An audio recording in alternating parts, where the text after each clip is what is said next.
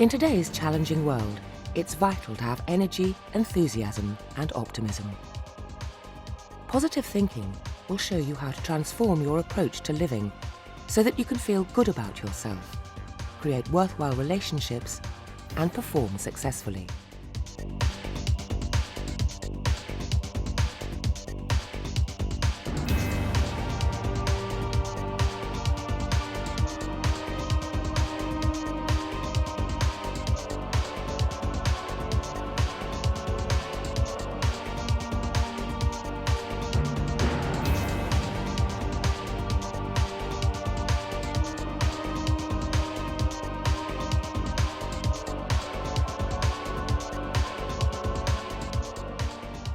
Hi and welcome to the third in the series of the 4 downloadable modules on positive thinking.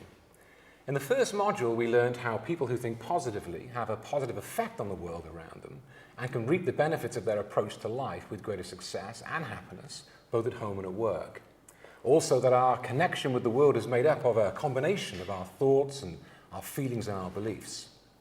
So in the second module we learned how to challenge the areas of negativity within and to start to eliminate the negative and accentuate the positive. And all of this, of course, can help us to feel better about ourselves and to help us focus on the brighter side of life. Now, in the third module, we'll start to consolidate the gains we've made and look at how to continue to fulfill our potential.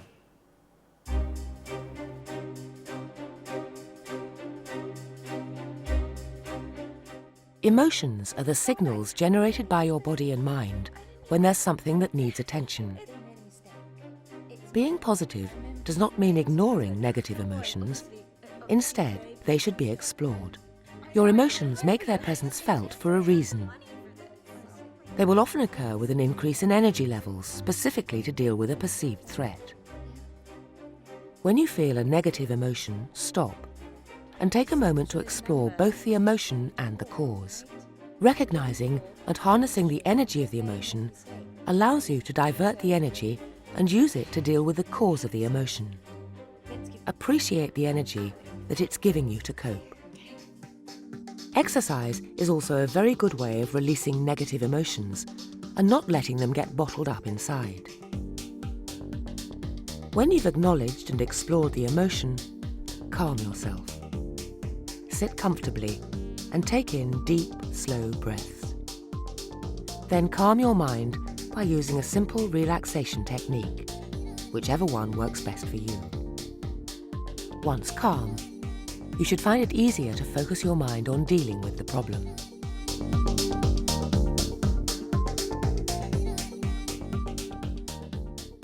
So where we need to get to is the point at which you can control your emotions rather than letting them control you. And that even means exploring some of the more painful emotions.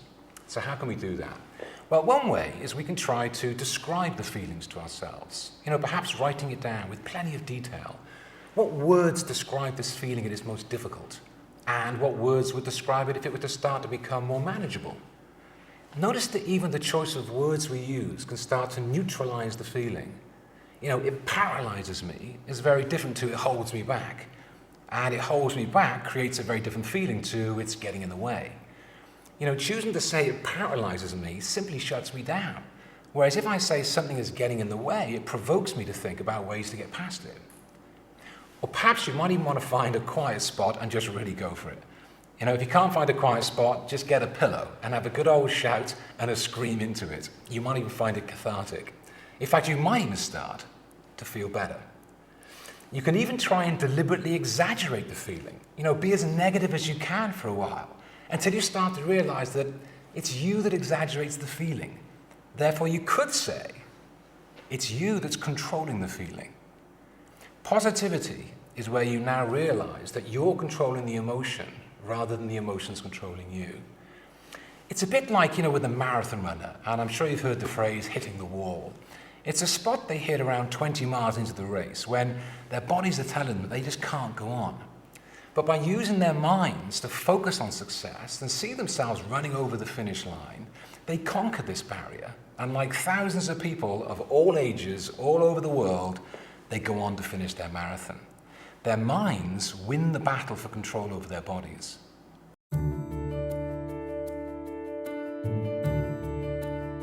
Two common but tricky emotions to handle in the work environment are guilt and anger. Guilt is criticism directed inwards. If you feel guilty before taking a decision or action, stop and take time to rethink. I can't do it. It's the wrong thing to do. If you feel guilty after the event, consider making amends. I shouldn't have reacted the way I did. Stupid. I'll have to apologize.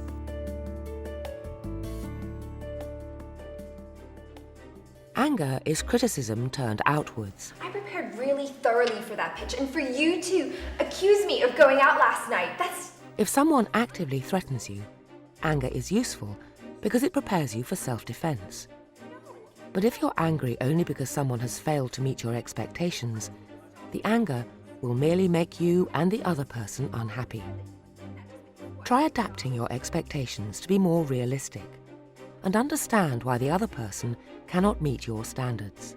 Try walking away and returning when you're calmer. Or ask the person who's annoyed you to change what they're doing. If none of these things work, sometimes you just have to let go of your anger and move on.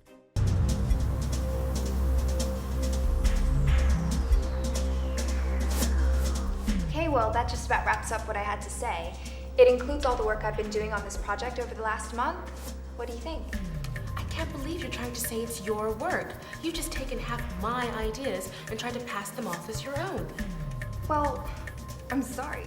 Resolving a conflict with someone doesn't necessarily mean you have to start a fight. What do you think?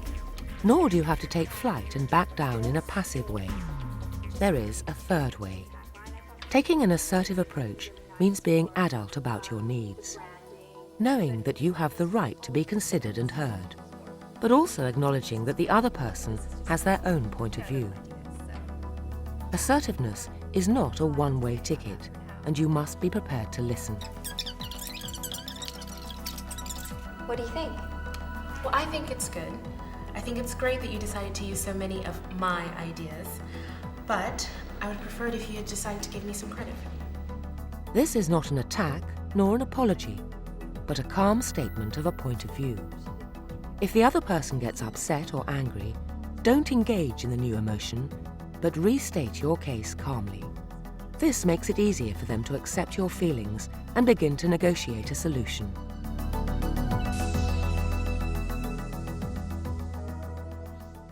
It's all about negotiating your way, firstly through your own ups and downs, and then through the rough and tumble of daily life. But one of the fundamentals about positive thinking is being positive about the future. Optimists, people who believe in good outcomes, face the future resourcefully. It's the old half full, half empty story. A pessimist thinks the glass is half empty, whereas an optimist knows the glass is half full.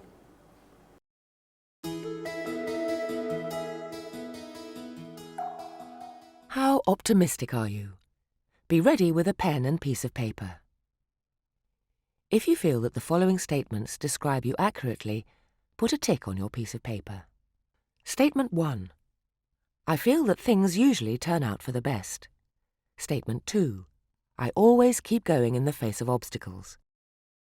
Statement 3. When the going gets tough, I get going. Statement 4. I don't give up hope. Statement 5. I'm the kind of person who manages to keep things in perspective. And finally, Statement 6. I don't mind asking for help if I find a task difficult.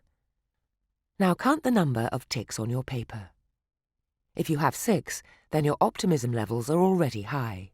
Any less than 6, then there are areas of your life where you need to take action. To face a problem, try making a worst-case scenario prediction. Then ask yourself, how likely is it that this scenario will actually happen? Also ask yourself, how can I reduce the likelihood of this worst-case scenario? Then ask, what is the best-case scenario? How can I maximize the chances of this happening? The most likely outcome is somewhere between the best-case and worst-case scenarios. But by taking action to minimize the worst and maximize the best, you've gained a small measure of positive control of the situation.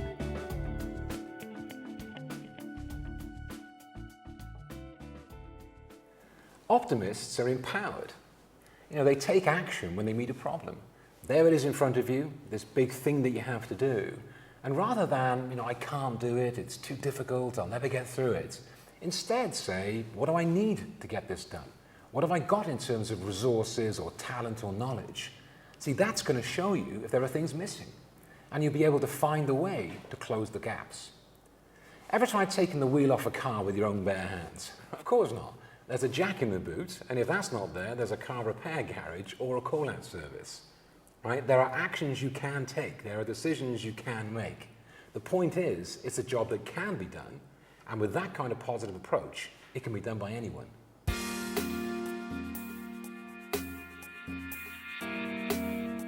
If you apply positive thinking to your own performance, you can help to build your confidence. Confident people remember successes and forget failure. Acknowledge where you might have gone wrong, but don't dwell on your mistakes or disappointments. Before meeting big challenges, rehearse them in your mind until you can imagine performing them successfully. To build long-term confidence, balance your learning experiences between those which are relatively easy to do and those which are a stretch of your abilities. Confident body language will always give you an extra physiological boost.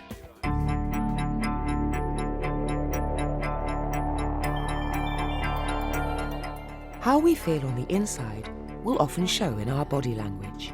Notice the rigid shoulders, the lack of eye contact, the nervous gesture covering the mouth, and the anxious knitting of the brows. Now see the relaxed posture and the open, friendly expression. There is full eye contact, and any gestures are purposeful and clear. Keeping your body language confident will help you to feel good inside, and this confidence is soon transmitted to others.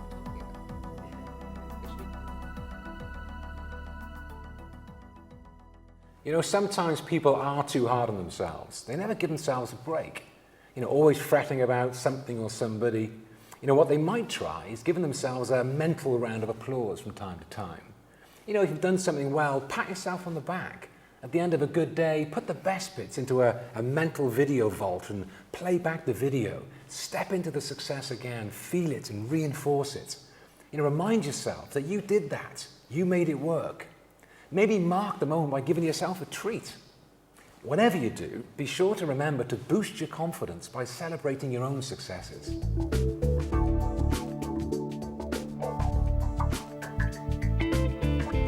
Setting goals in life is also a way of boosting our happiness levels. The moment we set ourselves a challenge, our brains respond with a burst of activity, as long as we make sure the goal has been set appropriately. So first, set the appropriate goal. Next, choose an incentive, a treat for when the task is over. Then break the task down into a series of steps along the way. And take the first step.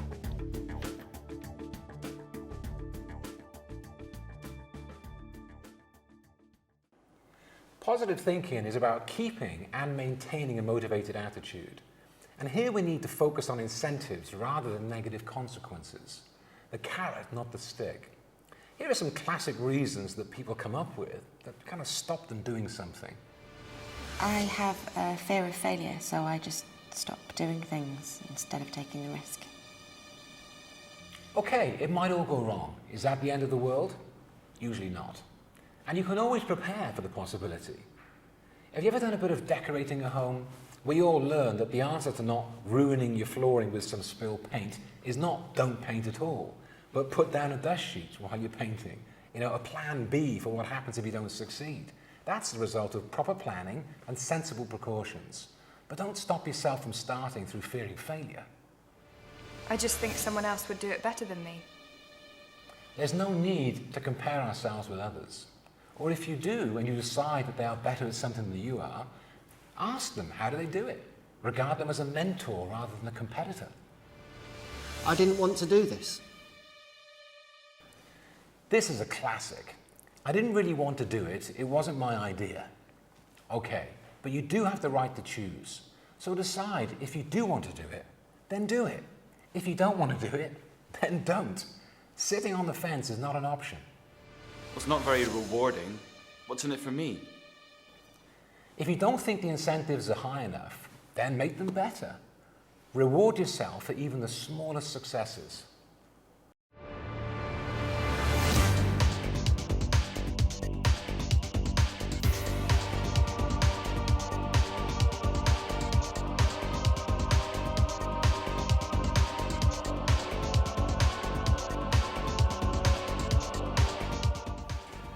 That's all for this module.